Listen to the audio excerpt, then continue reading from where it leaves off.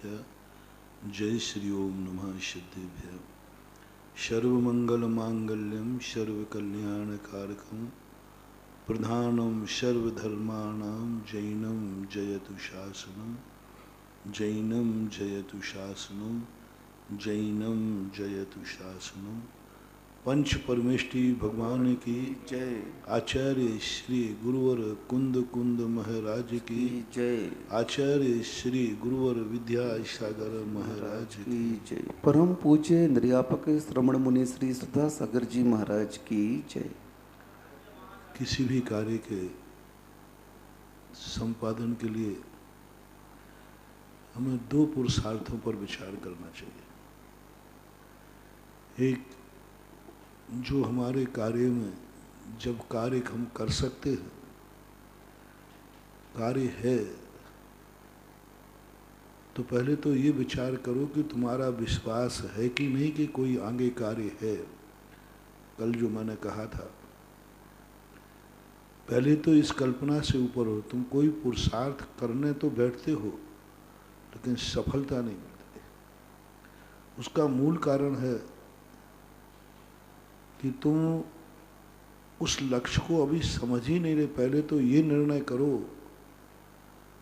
कि जिसको तुम पाना चाहते हो वो दुनिया में है भी कि नहीं है। कि मात हम रेत से तेल निकाल रहे हैं, सिर से पहाड़ फोड़ रहे हैं, और है भी तो तुम्हारी श्रद्धा है कि नहीं। जैसे कल कहा था कि वो आत्मा का आह्लाद आनंद,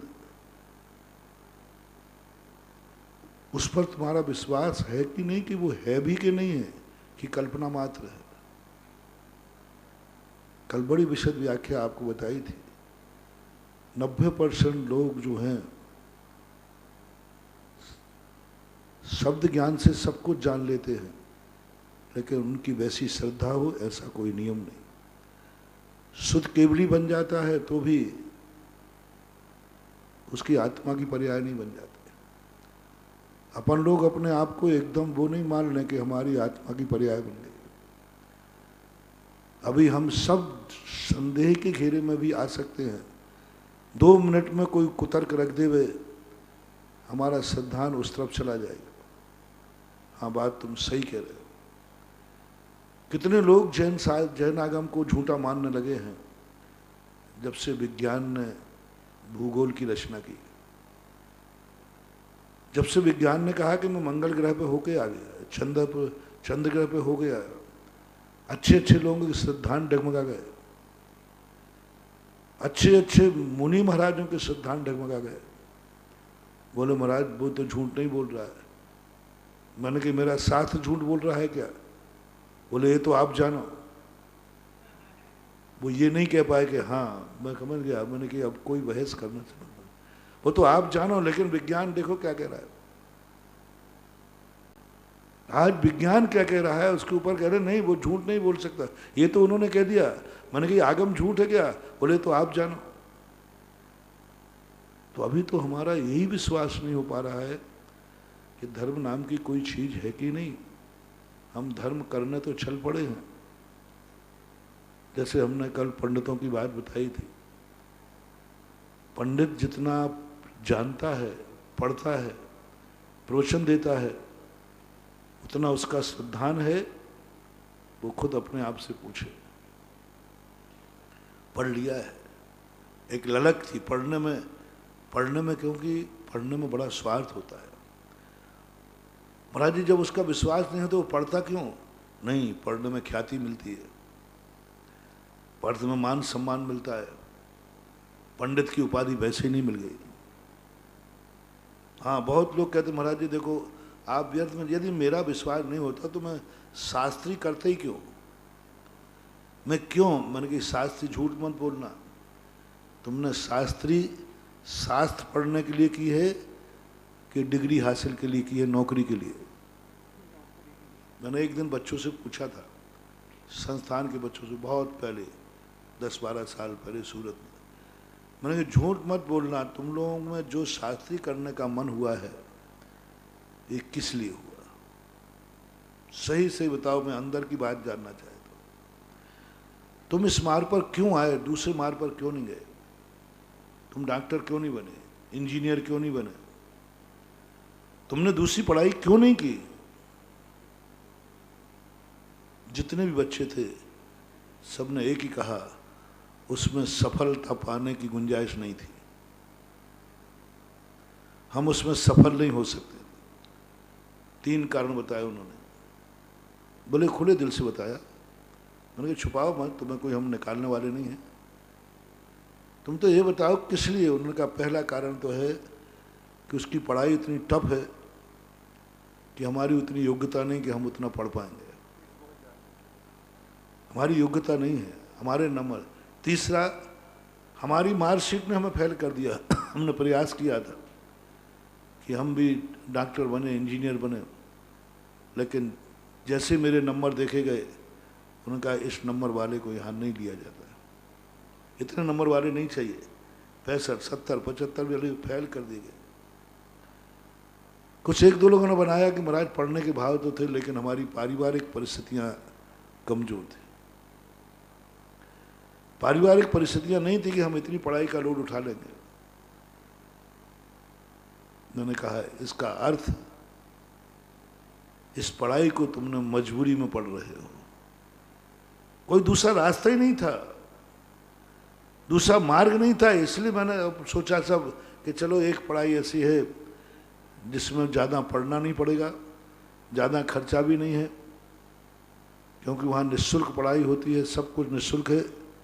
तो मम्मी पापा ने कहा बेटा एकदम ऊंची क्लास में तो जा नहीं पाएगा, इसलिए यहाँ पर मेरी भी आफत ख़त्म हो जाएगी, मैं भी कोई खर्चा नहीं दे पाऊँगा, इसलिए पढ़ रहा है।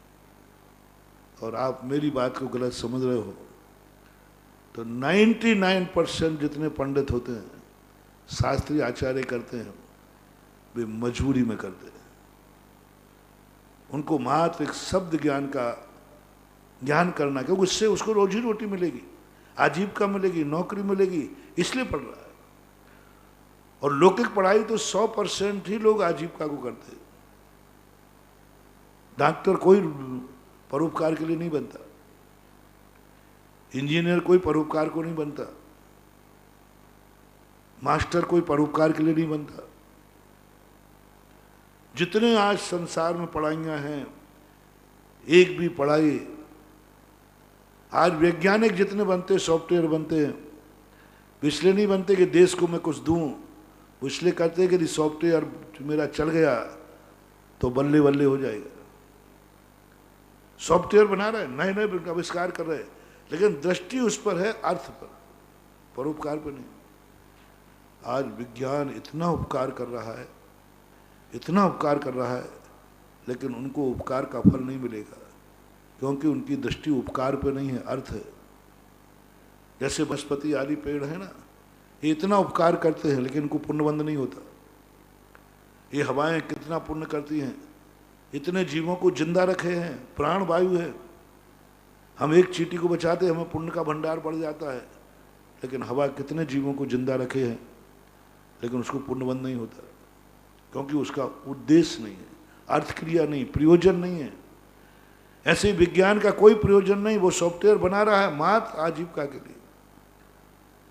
व्यापारी इतना व्यापार करता है, धंधा करता है, लेकिन उसकी दृष्टि ये नहीं है कि मैं माल खरीद के रख लूँगा, अगले साल लॉकडाउन होगा, जनता कहाँ जाएगी। व्यापार हम इसलिए करते हैं कि जितने जनता परेशान नहीं हो, नहीं, हर व्यक्ति की दृष्टि है आजीविका, परोपकार का भाव ही नहीं आता, परिणाम ही नहीं जागता व्यापारी को। यदि परिणाम जाग जाए तो बहुत कुछ हो सकता है। एक पेड़ में परिणाम जाग जाए कि मैं सारी दुनिया को ऑक्सीजन दूंगा, पेड़ से शायद हमें दिखता को मोक्ष ना हो जाए पेड़ों को, क्योंकि इतनी शक्ति है उसमें उपकार करने की। तीर्थंकर प्रकृति का बंद कर सकते हैं ये पेड़, इनके परोपकार देख लो। एक पेड़, एक जल का है जीव, तीर्थंकर प्रकृति का बंद कर सकता है। मनुष्य को हो गई नहीं, क्योंकि जल से उपकार देखो कितना हो रहा है। बस उसके मन में भाव आ जाए कि मैं इसलिए बह रहा हूं कि लोगों की प्यास बुझाऊंगा, लोगों को जीवन दान दूंगा। जलकाय जीवों को तीर्थंकर प्रकृति का बंध होगा ही होगा, क्योंकि इतना तो कोई मुनिराज भी नहीं कर पाएंगे जितना उपकार जल कर रहा है। हरी भरी कितना बड़ा वायु जो उपकार कर रही है, अग्नि उपकार कर रही है, ये पृथ्वी देखो कितना उपकार कर रही है।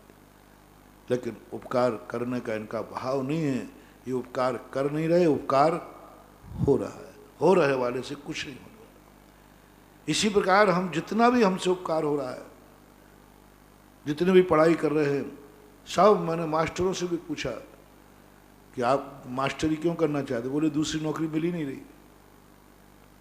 पर उन्होंने ये नहीं कहा, ये सोचा मैंने कि हमारे पास जो ज्ञान है हम उस बच्चों को ज्ञानी बनाएंगे, परिणाम नहीं आया ज्ञानी बनाने का। ऐसे ही साहब को उन्होंने, तब मैंने कहा संस्थान में पढ़ने वाले बच्चे भी आत्मा की पर्याय नहीं बनेगा इनका ज्ञान। ये पढ़ लेंगे, पढ़ने से इनको इज्जत मिलेगी, तखत मिलेगा, बकत मिलेगा, प्रवचन देने मिलेगा, आजीविका मिलेगी। बस ये सारे कारण होने से पाठो न करेदि गुणम अध्ययन। अब त्यागी वृत्तियों में पूछता हूं, कितने लोग त्यागी वृत्ति हैं जो त्याग व्रत उन्होंने स्वभाव को प्राप्त करने के लिए लिया है, स्वभाव को प्राप्त करने। कितने मुनिराज हैं, कितने इलक शुल्लक हैं, आरिकाएं हैं। ये धर्म पर महाराज जी यदि मुनि महाराज बन गए हैं, यदि इनकी आत्मा की श्रद्धा नहीं होती तो काय को मुनि बनते, ये मत पूछो। मुनि बनने से बहुत फायदा है, बहुत फायदा। मूड मुड़ाए तीन गुण, सिर की मिट गई खाज, खाने को लड्डू मिले और लोग कहें महाराज। बाबा जी बनने बहुत फायदे। कौन बने, कौन नहीं बनेगा बाबा जी, सब बनना चाहते। वो तो आचार्य बना रहे ही नहीं रहे, नहीं तो अभी तक तो हम लोग शायद 1000 की संख्या से ऊपर पहुंच जाते। जितने संसार के बेरोजगार हैं सब साधु बन जाओ। और दिगंबर साधु तो थोड़ा कठिन है, अन्य साधु बनने में तो बड़ी सुविधा है। दिन भर खाओ पियो मस्त रहो, दिन भर कितने बार खाओ, वो साधुता का मजा नहीं ले पाएगा, आनंद नहीं ले पाएगा। अर्थ क्रिया क्या है तुम्हारी, तुम्हारी दृष्टि में अभी नहीं है। इसलिए जैनागम ने कहा साधु बनने के पहले सम्यक दृष्टि होना जरूरी है। पहले तुम्हारी दृष्टि क्या है, तुम्हारा सोच क्या है। सम्यक दृष्टि कुछ भी नहीं करता, कुछ भी नहीं। इतने पूछता है क्या तुम्हारे अंदर से सिद्धांत है कि एक सुख वो भी है जो इंद्रियातीत है। अभी करना नहीं है, पहले सिद्धांत बताओ है कि नहीं। अभी तुम्हारे मन में ये अनुभूति कभी आई, प्रतीति आई। शैवसम और विशुद्धि लब्धि के बाद, विशुद्धि लब्धि में गजब की चीज कही पूज्यवर नेमिचंद महाराज ने। तुम्हारे अंदर कुछ ऐसा आभास हो रहा है कि जो तुमने छोड़ा है उससे भी अच्छी वस्तु दुनिया में है, जो तुमने भोगा है उससे अच्छे भोग भी दुनिया में हैं, जिनके बीच में तुम रह रहे हो इनसे अच्छे लोग भी दुनिया में हैं। जो मैंने आज तक किया है इससे अच्छा भी कोई कार्य है। क्या आपको ऐसी अनुभूति आई? क्या कभी ऐसी अनुभूति आई? पहले तो सबके पहले अनुभूति आना चाहिए कि मैंने जो आज तक किया है वो सब गलत था, जिनके बीच में रहा हूं वे सब गलत थे। जो कुछ मेरी मेहनत बिल्कुल जीरो पे आ जाओ, मैं जीरो पे हूं, कुछ नहीं, सारी अनादिकाल मैंने बर्बाद किया। ये प्रतीति नहीं होती सबको और चल पड़ते हैं। उनसे पूछो कि भाई आपको प्रतीति के ये क्यों छोड़ रहे हो? बोले कुछ आगे का भाव मिल रहा है कि हमें आगे कुछ मिल जाएगा। अभी उसने छोड़ा नहीं है। सम्यक दृष्टि एक घोषणा करता है, आज तक जो कुछ भी किया वो सब गलत है। पहली लब्धि है क्षय उपशम लब्धि। कुछ नहीं प्राप्त करना इसमें। तुम तो पहले सबसे पहले ये घोषणा करो जो जो तुमने आज तक किया है वो सब क्या है, कितने % सही है? 100% गलत है, 100% गलत है। आज तक मैं जो कुछ भी किया, जिन पर विश्वास किया वो गलत था, जिनको मैंने पढ़ा वो सब गलत था, जो कुछ मैंने आचर्या में उतारा वो सब गलत था, जिनको अपना माना वो सब गलत था, जिसको लक्ष्य बनाया वो सब से, द्रव्य से, गुण से, पर्याय से, सब तरफ से एक घोषणा करो, आज तक मैंने जो किया वो सब मिथ्या था, आज तक जो कुछ मैंने किया वो सब गलत था। ऐसी प्रतीति कब आई तुम्हारे, कब ऐसा अनुभव में आया, कब ऐसा अनुभव में आया जो घोषणा करे आज तक मैंने जो किया वो सब भ्रम था, धोखा था, सब धोखे की ठाटी थी। 12 भावना में, अनंत भावना में यही कहा कि एक बार तू अपने मुंह से अंदर से कह दे सब बेकार था, सब बेकार था, कुछ नहीं, इतना सा भी नहीं कहना थोड़ा सा अच्छा था। कोई भी व्यक्ति कहने को तैयार नहीं कि मैंने आज तक जो किया, प्रेस्टीज और बना लेते, क्या मैं पागल था, क्या मेरे पूर्वज पागल थे, क्या ये सारा संसार पागल है, क्या सारी दुनिया क्या पागल है, क्या ये और अपने मन में कुतर्क आ जाता है। यदि ये सब पाप हैं तो क्या सारी दुनिया पापी हो गई क्या, बताओ। अरे मैं तेरी बात कर रहा हूं, सारी दुनिया की नहीं कर रहा हूं। तू कौन है ये कह रहा हूं, सारी दुनिया। और वो कहता नहीं पर कि सारी दुनिया पाप है क्या, जो कल परसों मैंने कहा था। किसी से कहो भाई तुम मंदिर जाते हो, बोले महाराज मंदिर कितने लोग जाते हैं आपके जैनी लोग, ये सारी दुनिया क्या पाप है ना, जो जैन भगवान के मंदिर नहीं आते, इन सब की दुर्गति होगी क्या। कई प्रश्न आते क्या महाराज जैनी जो जैन देव के मंदिर नहीं जाता क्या उसकी दुर्गति होगी क्या। यदि दुर्गति होगी तो जैनी कितने से हैं, 7 अरब की जनता में करोड़ है, तुम्हारा इतनी का कल्याण होगा, इतनी स्वर्ग जाएंगे। तुरंत तुलना करता है, आलू प्याज की बात करो, अरे महाराज आप क्या बात करते हो, ये सारी दुनिया आलू प्याज कर रही, हजारों लाखों टन प्रतिदिन खाए जा रहे हैं, तो क्या ये सब पापी है। ये सब मांसाहार कर रहे हैं, सारी दुनिया कंट्री, सारा विश्व मांसाहारी है, तो क्या ये सब पापी है। एक बहुत बड़ी दुर्गंध अपने पास आती है। जब भी कोई गुरु उपदेश देते हैं तो हम तुरंत अपने आप के गुरु के उपदेश पर ध्यान नहीं देते, हम देखते हैं कि आगे पीछे कौन है, सामने कौन है, पीछे कौन है, ये सब क्या है। जब तक तुम्हारे मन में ये प्रश्न उठता रहेगा कभी तुम सत्य मार्ग को स्वीकार नहीं कर पाओगे, कभी नहीं कर पाओगे, आपका भाव नहीं होगा, क्योंकि दुनिया की तरफ तुम्हारी दृष्टि है। इसलिए मैंने कल या परसों बताया था, तुम ये मान के मत रात्रि भोजन छोड़ना, नहीं छोड़ने का भाव करो। सारी दुनिया तो खा रही है, उनकी बात नहीं कर रहा हूँ मैं, तुम्हारी बात कह रहा हूँ। तुम्हारी दुर्गति निश्चित है और तुम पूछ रहे हो दुनिया का क्या होगा, हम उनकी बात नहीं कर रहे, मैं तुम्हारी कह रहा हूँ, तुम्हारी बात कह रहा हूँ। जनवाणी कहती मैं दुनिया की नहीं कहूँगा, मैं तुम्हारी कहूँगा कि तुम्हारी दुर्गति निश्चित है, क्योंकि तुम जैन हो, तुम साधु महाराज हो, तुम त्यागी वृत्ति हो, तुम ज्ञानी हो, तुम्हारा स्वरूप अलग है। दुनिया की स्वरूप से मैचिंग करते हो तो फिर अपने आप को जैन क्यों कहते हो, दुनिया जो है वही तुम रहो ना। फिर तुम अपने आप को पशु कहो ना, पशु इतने शेर मांसाहारी हैं तो फिर तुम भी पशु बन जाओ, फिर क्यों मनुष्य बनते हो। मनुष्यों में तुम जैन क्यों कहलाते हो, और जैनियों में भी तुम, मनुष्यों में भी तुम मुनि क्यों हो। जब तुम्हारा विशेषण अलग है तो तुम्हारी क्रिया भी अलग होना चाहिए। लेकिन हमेशा एक ही बात, जब भी कोई तत्व की बात आएगी तो महाराज ये सारे धर्म झूठे हैं क्या, वैनिक मिथ्या दृष्टिकोण होता है, ये सब धर्म झूठे हैं क्या। अब मैं क्या बोलूं बताओ, मैं तो यही कहूं तेरा धर्म झूठा है। तो महाराज वही धर्म तो मान रहा हूं जो सारी दुनिया मान रही है, तेरा धर्म झूठा है। जैन धर्म ये नहीं कहे दुनिया का धर्म झूठा है, नहीं, वे कथनचित सही हो सकते हैं। यदि एक कोई जिन धर्म को नहीं मानने वाला है, वो खोटे देव गुरु शास्त्र को मान रहा है, तो कथनचित वो स्वर्ग जा सकता है, नरकों से बच सकता है।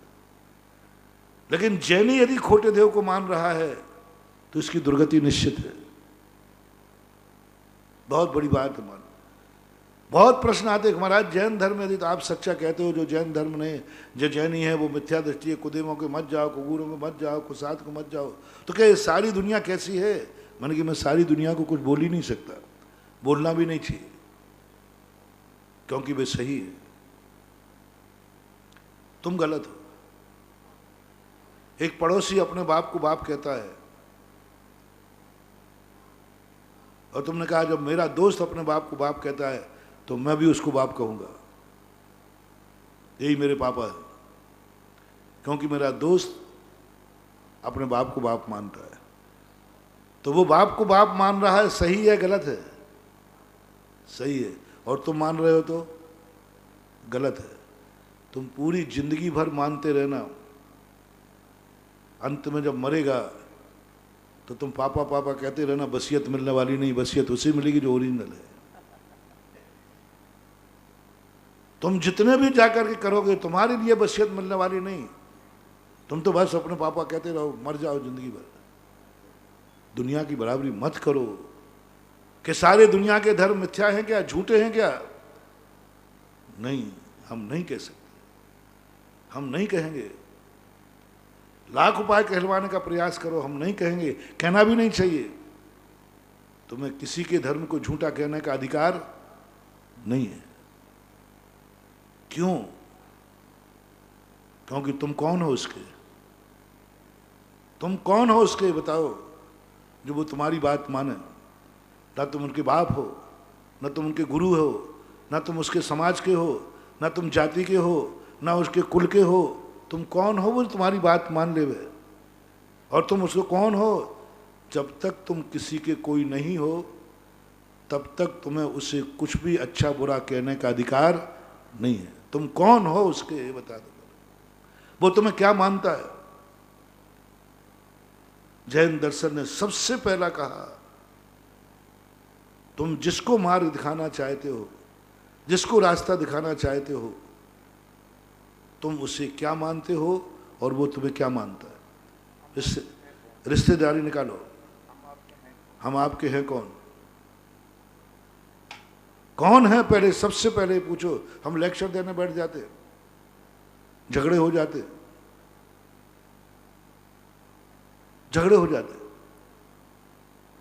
एक बार मुझे एक पब्लिक प्रवचन कराने के लिए गया था, कोई जन्माष्टमी वगैरह थी, कुछ था, जयपुर की घटना। उन्होंने कहा भाई मैं चलूंगा।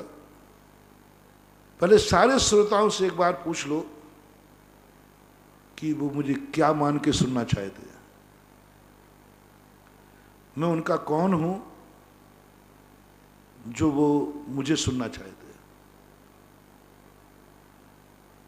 कौन हूं पहले ये देख लो। यदि सबकी बात हमें मिल जाए कि वो कह दें हाँ महाराज मेरे साधु हैं, मेरे गुरु हैं, कोई ना कोई रिश्ता बना लो, अन्यथा तुम तो मुझे ले जाओगे और मैं प्रवचन दे रहा हूं और सामने बैठे लोग मजाक कर रहे होंगे, वो बड़ी सिगरेट पी रहे होंगे, वो व्यंग कर रहे होंगे, तो तुम्हारे प्रति हमारी धारणा क्या बनेगी कि ये मेरा अपमान कराने लाए हैं। फिर हे कमेटी वालों तुम्हारा क्या होगा? फिर मैं तुम्हें अभिशाप दे के आऊँगा, फिर मेरी नाराजगी तुम सहन कर पाओगे कि तुम मुझे यहाँ अपमान कराने लाए थे? पहले पूछ लो सभा से। उन्होंने कहा महाराज होटिंग तो हो सकती है। मैंने कि तुम्हारी हालत हो, मुझे जाने में डर नहीं लग रहा है, मुझे तुम्हारी बर्बादी का डर लग रहा है। कल के दिन जो तुम्हें पाप बंद होगा, बर्बाद होगे। उन्होंने कहा महाराज जी आपने बहुत अच्छी बात कही, नमस्ते। हमने पधारो साहब।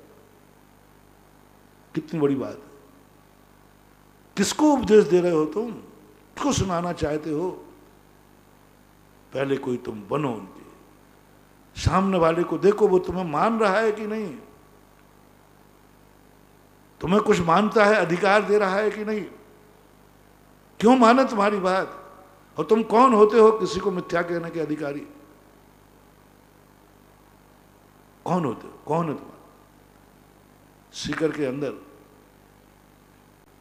गायों को पकड़ा गया।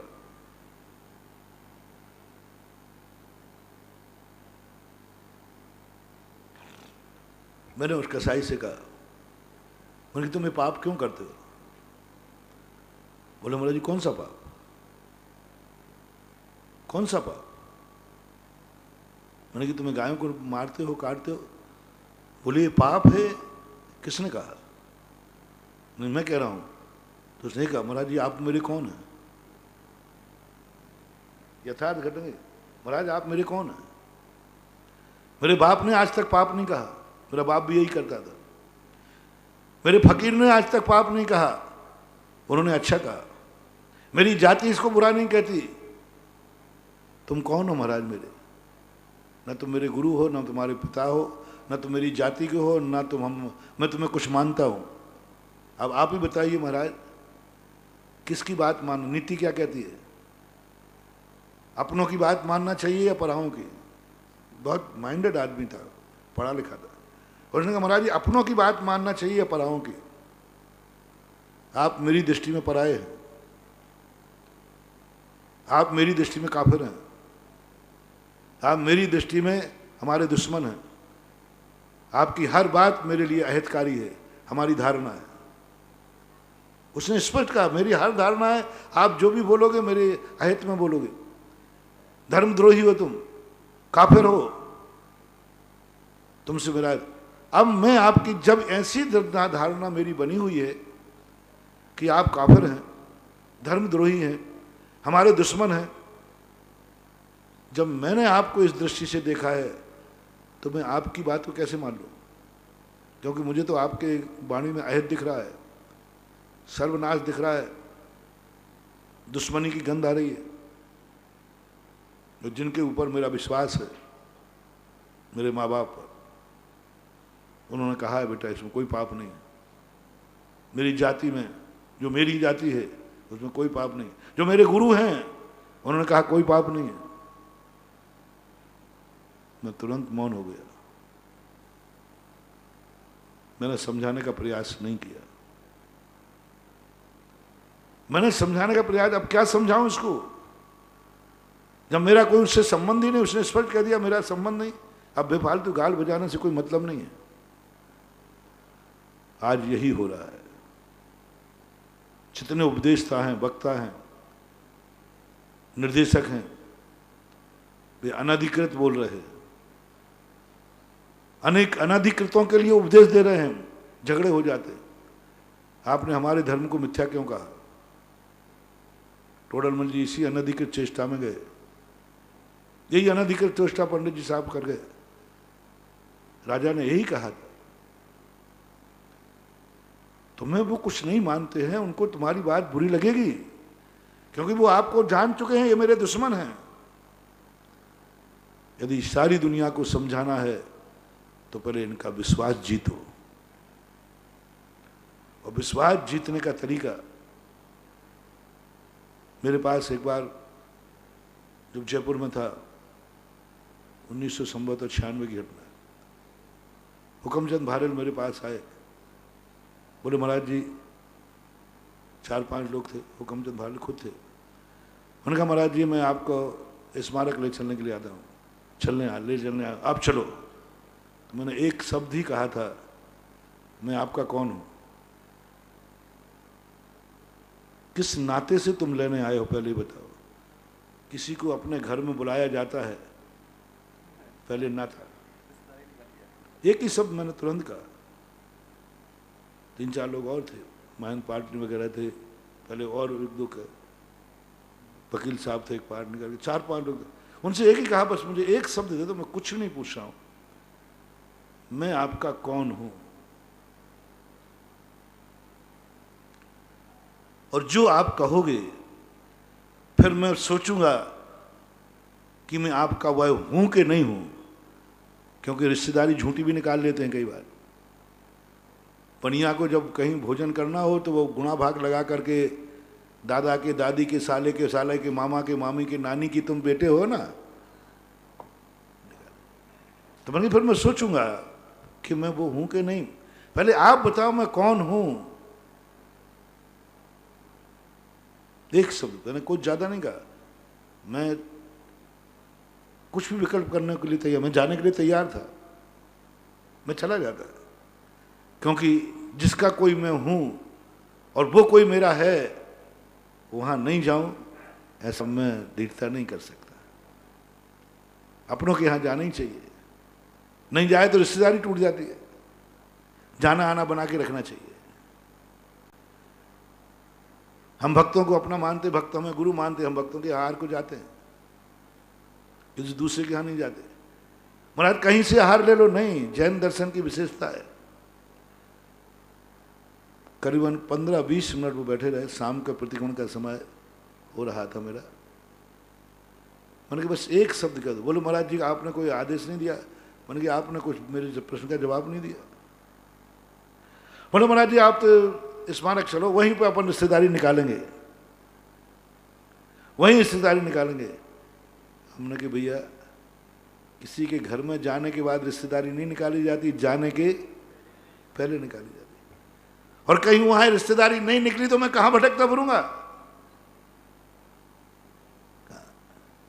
एक जवाब का सारी दुनिया यदि एक ही जवाब ले ले, तुम कौन हो उसके जो तुम बोल रहे हो, कौन हो तुम जिसको बुला रहे हो, कौन है ये तुम्हारे, किस नाते से आए हो तुम, किस नाते से बुलाने आए। कोई ना कोई तो तुमने देखा होगा, कोई नाता तो होगा, तुम किस लिए बुलाने आए हो मुझे, क्या हूं मैं।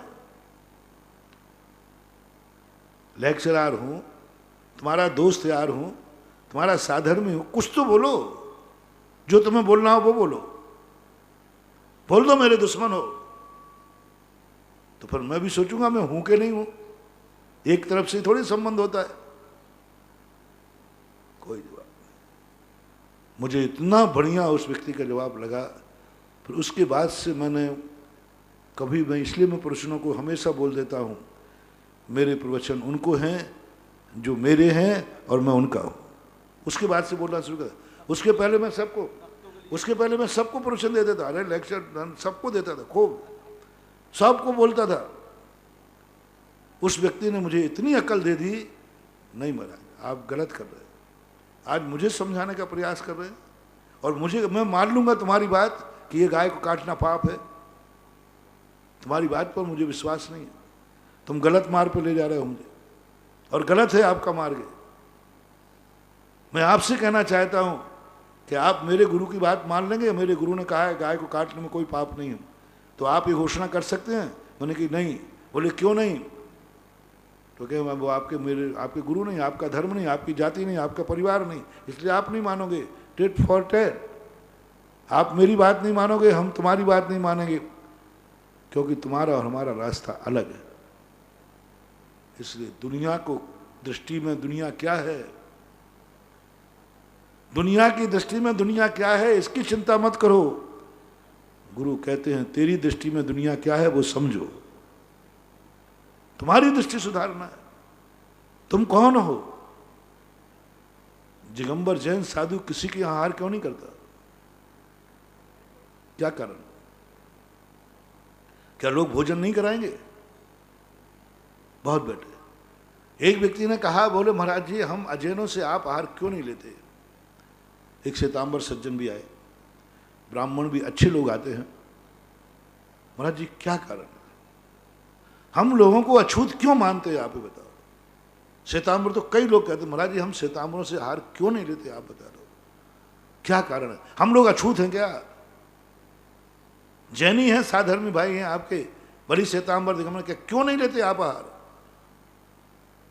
कई ब्राह्मण आते, महाराज जी हम लोग, आप जो नियम दिलाओ वो नियम ले लूंगा, और क्या करोगे? रात्रि भोजन छोड़ दूंगा, मांसाहार छोड़ दूंगा, छना पानी पीऊंगा, आप नियम दिलाइए क्या लोगे? आप कहोगे एक श्वेतांबर, आप कहोगे महाराज जी आप जैन भगवान का दर्शन पूजन शुरू कर दो, वो भी कर दूंगा मैं। पर आप तो एक कारण बताओ कि हम लोगों से आहार क्यों नहीं लेते। और नियम लेने को तैयार है सब, मंदिर जाएंगे, अभिषेक करेंगे, रात में नहीं खाएंगे, आलू प्याज, जो आप कहोगे वो सब कर लूंगा मैं। मैंने कहा ये तो तुम सब कर लोगे, ये सब करने के बाद भी आहार नहीं लूंगा मैं। बोले क्यों? मैंने तुम्हें एक घोषणा करना पड़ेगी, तुम मुझे हार क्यों देना चाहते हो, मैं तुम्हारी दृष्टि में कौन हूं? मैं तुम्हारी दृष्टि में कौन हूं? घोषणा कर सकते हो क्या? इनमें से जितने त्याग की बातें तुमने कही, इतने त्याग की जरूरत भी नहीं है। कोई जरूरी नहीं कि तुम्हें रात्रि भोजन जीवन में महीना 15 दिन के छोड़ने में ले लूंगा, मैं सब कमी कर लूंगा, कुछ सब चल जाएगा, बिना अभिषेक पूजन भी नहीं करना तो भी आहार ले लूंगा मैं। तुम इतना सा सवाल बता दो, मैं कौन हूं तुम्हारा? कौन तुम्हारा कौन हूं? मैं क्या हूं ये नहीं पूछ रहा हूं। मैं साधु हूं ये तो सब कहते हैं। तुम्हारा कौन हूं?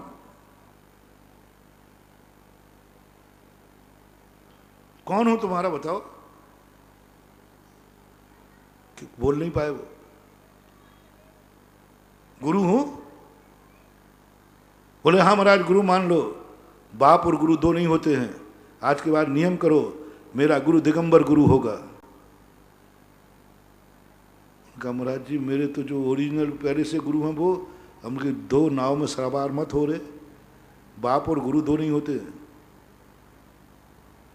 दो नाव पर तुम सवार। बस महानुभाव, जब भी किसी को हार देना, ये भिखारियों का हार नहीं है, ये कोई रिश्तेदारी का हार नहीं है। साधु को हार जब भी दिया जाता है जब उस श्रद्धा में तुम्हारे में आ जाए, ये मेरा गुरु है, ये मेरा गुरु है बस। और जब गुरु है तो संसार के सब लोग, जब तुम्हें पहचान में आ गया कि ये मेरा बाप है, तो संसार के लोग क्या हैं? एक बाप के दो बाप। दिल बुला गए, मैंने कहा मांग कभी गलती मत करना। दोनों सवार, दोनों गाड़ियों में सवार हो गए, कहीं नहीं पहुंचोगे। एक निर्णय कर, महाराज आपको भी गुरु मान लो, उनको भी गुरु मान लो, तुम्हारे संसार को सारे को गुरु मान लो। बहने एक मिथ्या दे, एक निर्णय करो, एक जाति बनाओ, ये गुण जिसमें होते हैं वह मेरा गुरु है। वहां गुरु का अर्थ ये नहीं कि मैं अकेला ही गुरु, एक जातिगत गुरु होता है, एक व्यक्तिगत गुरु होता है और एक जातिगत गुरु होता है। व्यक्तिगत गुरु की बात अभी नहीं कर रहा मैं, जातिगत गुरु कर रहा हूं। जातिगत गुरु कौन? एक गुण, एक परिभाषा। ये गुण जिनके पास पाए जाते हैं वे सब मेरे गुरु हैं, ये जातिगत एक गुरु कहलाता है। ये एक ही गुरु मानना। अकलंग स्वामी ने राजवार्तिक के अंदर कहा कि चित एव गुरु, एक गुरु मानना। और एक गुरु सब आते हैं, 3 कम 9 करोड़ हैं, वे सब मेरे गुरु हैं। जाति की अपेक्षा से एक गुरु कहलाएगा। लोग गलत बात से ले लेते हैं। हम कई बार हम बोलते हैं गुरु एक ही होना चाहिए, तो लोग कहते हैं महाराज जी तो सब साधु में अब झगड़ा कराएंगे, पर एक को मानो सबको कुआं में फेंक दो। लोग यही कहते हैं महाराज एक गुरु को मान लूं, मैंने मान लिया तो शेष मुनियों को क्या करूं, उनको आहार दूं क्या नहीं दूं? आपने कह दिया गुरु बनाओ फिर आहार दो, और गुरु एक होता है। अब महाराज शेष को मैं आहार दूं क्या नहीं दूं? तुम भूल रहे महानुभाव। गुरु का अर्थ नाम से एक नहीं, व्यक्तिगत गुरु नहीं कह रहा हूं, जातिगत गुरु। ये गुण जिसमें पाए जाते हो वह सब मेरे गुरु हैं, वो एक ही गुरु कहलाता है। जैसे जिनेन्द्र देव, अब जिनेन्द्र नाम किसका है? आदिनाथ पार्शनाथ नहीं, जिनेन्द्र जाति बात है। एक ही मेरा गुरु है, एक ही मेरा देव है, दो देव नहीं हो सकते। जिनेन्द्र देव, अब जिनेन्द्र देव किसका नाम है? वो एक ही कहलाएगा। अब अनंत जिनेन्द्र देव हो गए। इसी प्रकार गुरु किसका नाम है? मैंने ये नहीं कहा कि एक नामधारी को गुरु बनाओ, मैंने कहा गुरु एक होता है। अब गुरु किसका नाम है? गुणों का नाम। विश्यासा वसाति तो नरारंभ परि, यह जो लक्षण है ये लक्षण वाला गुरु है। और मैं स्पष्ट निर्वस्त्र हूँ और तुम्हारा वस्त्र वाले गुरु हैं। दोनों में से एक का फैसला कर लो, फिर आहार के लिए बाद में आना। मैं भिखारी बन के आहार लेने नहीं जाता हूँ, गुरु बनकर आहार लेने जाता हूँ और चेले के यहाँ आहार लेता हूँ। आपको इतनी मेहनत करने की जरूरत नहीं, बस आपको चेला बनना है और गुरु स्वीकार करना है। मैंने बहुत चिंतन किया कि महावीर ने ये क्या तमाशा मचा रखा है। आहार की चर्या की कितनी दिक्कत होती है बिहार में। अरे जहां चाहे हाथ फैलाओ रोटियां आ जाएंगी, जहां चाहे फैलाओ हम लोगों को इतनी सुविधा हो जाएगी। कितना चक्कर है ये लॉकडाउन वाउनडाउन, ये सब क्या है तमाशा।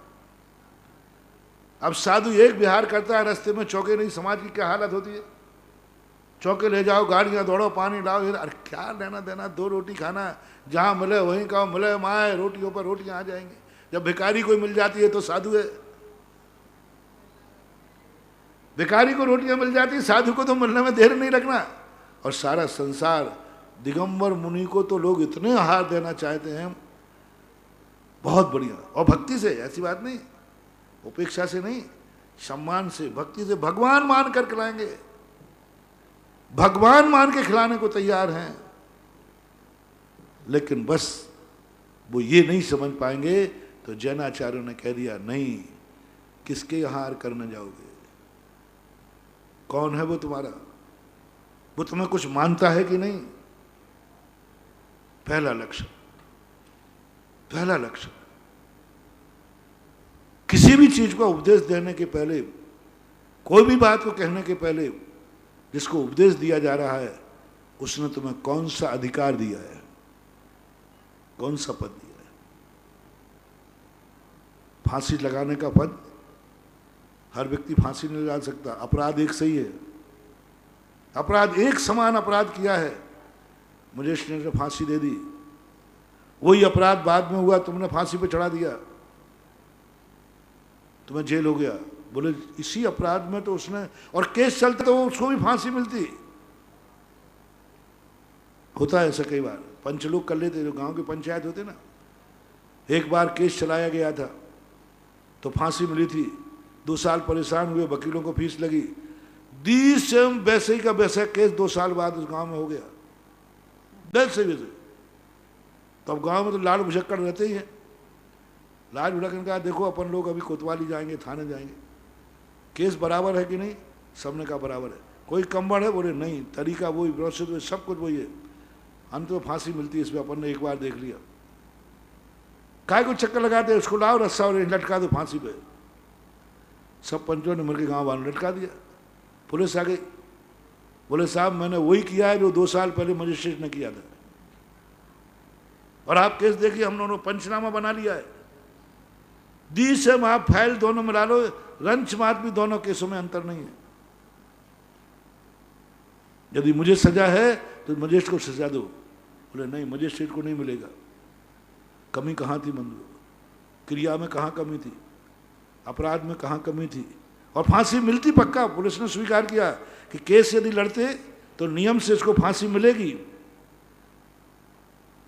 लेकिन अब फांसी मिलेगी ही तो उन्होंने फांसी पर लटका दिया, तो कौन सा गुनाह कर लिया। नहीं, कारण एक ही है, कोई कारण नहीं। तुम्हें फांसी देने का अधिकार किसने दिया, तुम कौन हो, ये बस इतना सा सवाल था। तुम कौन हो, उसको अधिकार दिया है जगत ने, कानून ने, तुम फांसी दे सकते हो, तुम्हारे पास कौन सा अधिकार है। सारी पंचायत को जेल हो गया। यही गलती हम लोग करते, अपन लोग करते, कि अपनी जिंदगी में ये पहले विचार कर लो तुम कौन हो। जो भी क्रिया कर रहे हो, दुनिया को मत देखो, मजिस्ट्रेट को मत देखो, ये देखो कि तुम कौन हो, तुम कौन हो। एक बार तुम मत देखो कि अजैन क्या कर रहा है, तुम देखो कि तुम कौन हो, तुम जैन हो। तुम्हारा जैन है, तुम्हारा कानून अलग है, अजैन का कानून अलग है। वो जितने को कर्म कर रहे हैं उनको खोटा मैं नहीं कहूँगा, मैं कभी कहता भी नहीं, मैं कभी नहीं कहता।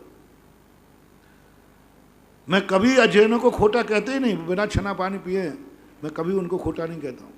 वे रात में खावें, मैं कभी खोटा नहीं कहता हूँ। वे मांसाहार करें, मैं मांसाहारी जाति को खोटा नहीं कहता हूँ। वो कुदेव को, वे अपने देव साथ को बुझे, उनको कभी नहीं कहता मैं कि तुम्हारे भगवान खोटे हैं, तुम्हारे गुरु खोटे हैं, तुम्हारे साथ खोटे हैं। मैं किसी के बाप को खोटा करने का अधिकार नहीं रखता हूँ, क्योंकि किसी का बाप खोटा नहीं होता है। किसी का बाप किसी के लिए खोटा नहीं हो सकता। उसके लिए तो वो बाप चोखा है, उसके लिए तो वो गुरु चोखा है। उसने तो उस गुरु को सब कुछ मान लिया। वो तो सब कुछ ही मानता, मेरा बाप है, यही सब कुछ है, जन्नत यही है। हम यदि कहें नहीं ये तेरा बाप नहीं, वो कहता बाप नहीं, मैंने इसी माँ का दूध पिया है, इसी गोदी में खेला हूं। आप ब्लड टेस्ट करा लो, आप ब्लड टेस्ट करा लीजिए, यही बाप है मेरा। और हम चिल्लाए जा रहे थे तेरा बाप खोटा है, बाप ठीक नहीं है। अरे क्या ठीक नहीं है, बाप तो बाप ही होता है। यहाँ पे संवाद चालू हो जाता है। यहाँ कानून तुम्हें कहेगा तुम कौन होते हो उसके बाप को नकारने वाले। हाँ, वो तुम्हारे लिए बाप नहीं हो सकता, ये मेरा बाप नहीं है। हाँ बिल्कुल ठीक, ठीक है ना, ये मेरा बाप नहीं है ये कहना तो ठीक है, लेकिन जिसका जन्म लिया है उससे कहो ये तेरा बाप नहीं है, क्योंकि मेरा नहीं तो तेरा नहीं। जो मेरा बाप नहीं वो तुम्हारा बाप नहीं। दोस्त यार, यदि तुम्हारा बाप हमारा बाप अलग अलग है तो आज से कट्टी, आज से कट्टी। मैंने इस पर चिंतन किया कि शांतिनाथ भगवान ने ये 363 मत क्यों नहीं मिटाए। समोषण के अंदर गृहीत मिथ्या दृष्टि क्यों नहीं जाता। समोषण में भगवान ने सारे जगत के लोगों को मिथ्या क्यों नहीं कहा। सारे जगत के लोगों को खोटे उपदेश दुनिया के लिए क्यों नहीं कहा। जाकर के उनको कहते जो भगवान को मानते नहीं, उन्होंने कहा मैं उसको कहूंगा जो मुझे भगवान मानता है, जो मुझे गुरु मानता है। उन्होंने घर घर जाकर उपदेश नहीं दिया ए तुम्हारा भगवान झूठा है, तुम्हारा भगवान झूठा है, ये नहीं कहा है। उन्होंने झूठे की परिभाषा बनाई है, तुम्हारा शब्द नहीं लगाया, तुम्हारा शब्द नहीं लगाया। ये नहीं कहा कि तेरा बाप नहीं है। ये उन्होंने समझाया तेरा बाप नहीं उसका तो है। शांतिनाथ भगवान चाहते तो 363 वन मिटा देते। स्वधर्मेंद्र आए थे, महावीर चाहते तो मिटा देते। एक स्वधर्म को आदेश दे दे, आज के बाद यहाँ कोई दूसरा धर्म नहीं रहेगा, दूसरा नाम नहीं रहेगा, कोई किसी भगवान का नाम नहीं लेगा, कोई किसी गुरु का नाम नहीं लेगा, मेरा आदेश है। बोलो स्वधर्मेंद्र को इन सबको मिटाने में कितनी देर लगती है? एक सेकंड, एक सेकंड ऐसा चमत्कार दिखा देता कि सबके किलित कर देता, सब कुछ भी कर सकता था। वो तो स्वधर्मेंद्र है, लेकिन ऐसा क्यों नहीं कराया, क्यों नहीं कराया? कितना मजा हो जाता। आज पूरे जगत में कोई भी मिथ्या मत नहीं होता, एक ही मत होता, एक ही नाम होता, एक ही आचार होता, एक ही विचार होता, एक ही गुरु होता, एक ही मार्ग होता। जब छोटी बुद्धि से अपन सोचते हैं तब अपन, पहले मैं भी महावीर स्वामी का, महावीर आपने गलती की, हम लोग जैसे तो मरे जा रहे हैं कि सारे संसार को चैनी कैसे बनाओ, क्योंकि हम बना नहीं सकते और आप बना सकते हो। आपने क्यों नहीं किया? ये गलती आपने क्यों की? गलती मेरे से सलाह ले रहे। सर्वज्ञ है रे भैया वो, अपन जितना सोच रहे हैं ना उससे कई गुना वो सोच चुके, सोच चुके। क्यों नहीं?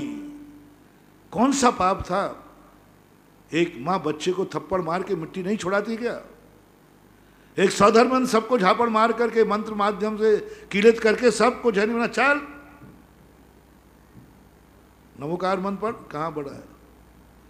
और मैं कहता हूं यदि इस दादागिरी पर स्वधर्म उतर जाता तो आज दुनिया में एक ही धर्म होता। बस इतना सा प्रश्न है, उसने ऐसा क्यों नहीं किया? क्यों नहीं किया ऐसा?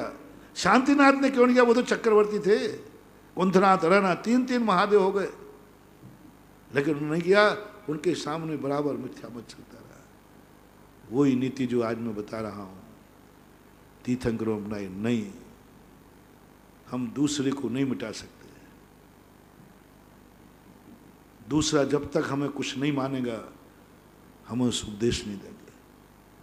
गजब की बात, ऋषभ देव ने मारीच को नहीं बुलवाया, उपदेश नहीं दिया, बस इतना ही पूछा, मारीच की दृष्टि में मैं कौन हूँ? बोले मिथ्या है, गलत है, उन्मार्गी हो।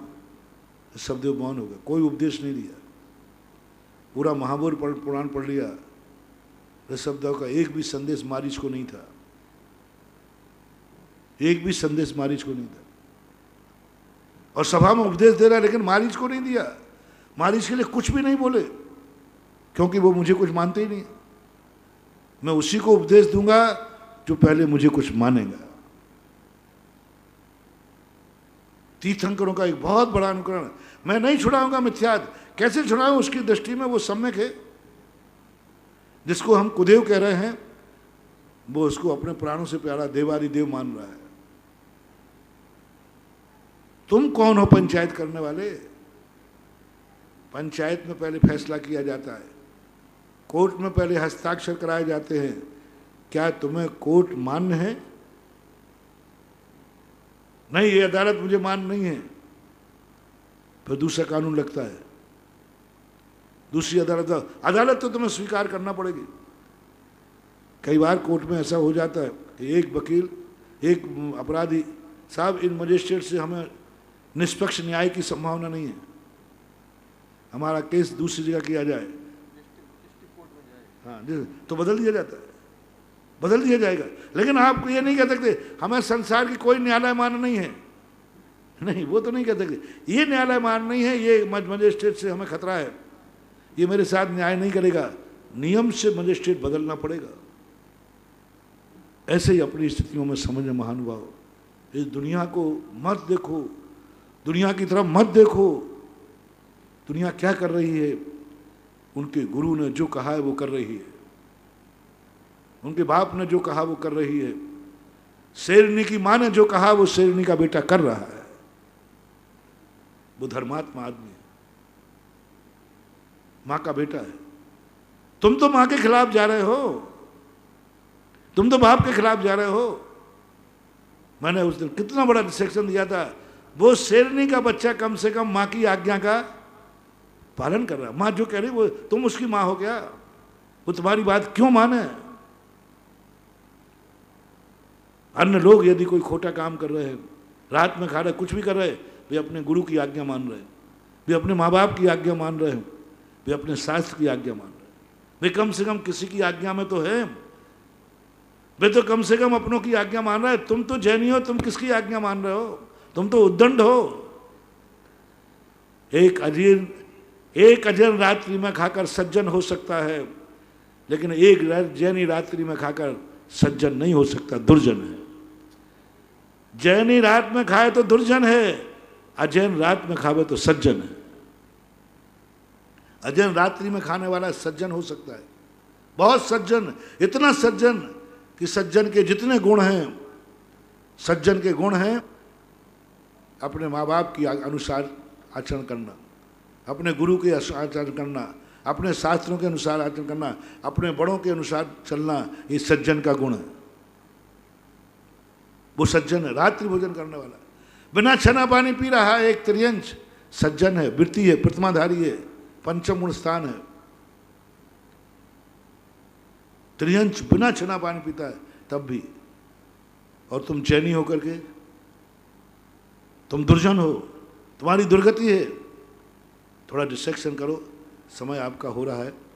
यदि अपन इस विहंगम दृष्टि से देखेंगे तो आप एक दिन दुनिया की तरफ से आंख बंद कर लेंगे। मैं इसलिए बताना चाह रहा हूँ क्योंकि हमारे साथ और हमारी वाणी का प्रभाव इसलिए नहीं पड़ रहा है कि तुम मेरी बात सुनकर दुनिया की तरफ देखते हो।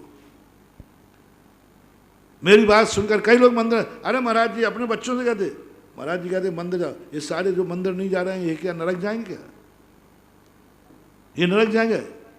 तो मैंने इसलिए कहना चाहता हूं कि वे तो नहीं जाएंगे लेकिन तू जरूर जाएगा। और ये बात लोगों को बहुत बुरी लगती है, इसलिए मैं डिटेल में समझा रहा हूं।